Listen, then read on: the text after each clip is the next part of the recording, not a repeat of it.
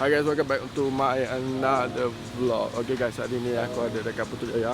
So hari ni kita ada photoshoot untuk Mira wardrobe.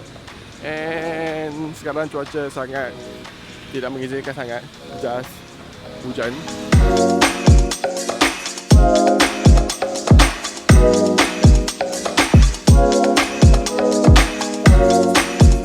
Vlog aku buat sekarang, korang hadapi waktu hujan ni, korang just kena setting a few thing lah dekat korang punya kamera untuk korang dapatkan gambar cantik dan safe untuk bagi kat klien.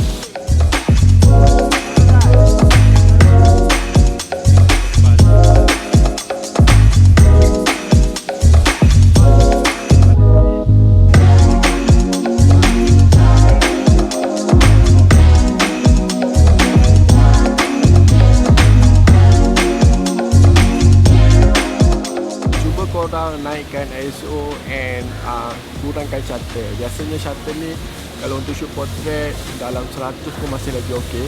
Kalau boleh cuba semaksimum mungkin lah ISO yang kamera korang capability lah. ISO ni akan naik noise atas daripada 800. Untuk aperture tadi korang bukalah paling luas bukan aperture, sama ada f1.8 ke ataupun 1.4 ke. Tengok juga kegunaan korang. Kalau korang nak bagi benda tu sharp, korang pastikanlah guna aperture dalam 2.8 dan ke atas sikit. Janganlah too much sangat sampai f5 ataupun f5.6, f6 ke apa semua tu. Dia akan efek pada korang punya ISO.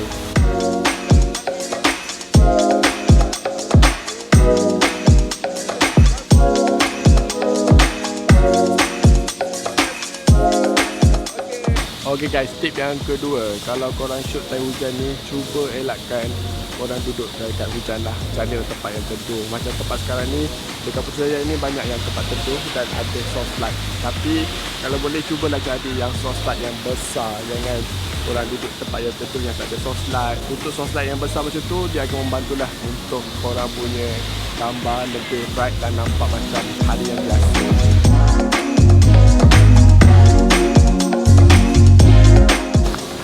Okay guys, next, bila korang shoot outdoor ni, sama ada time hujan ke, time tak hujan ke, yang penting adalah direction of light. Dan sekarang ni aku testing light aku, soft light aku sebelah sini, and then subjek tu akan jadi lebih terang lah. Kalau korang faham direction of light macam mana, so korang boleh placing model tu sebaik yang mungkin, and then korang akan dapat hasil gambar yang cantik. Dia akan membantu sedikit sebanyak dari segi kamera bekerja. Light memang the most important thing untuk bila kita ambil gambar.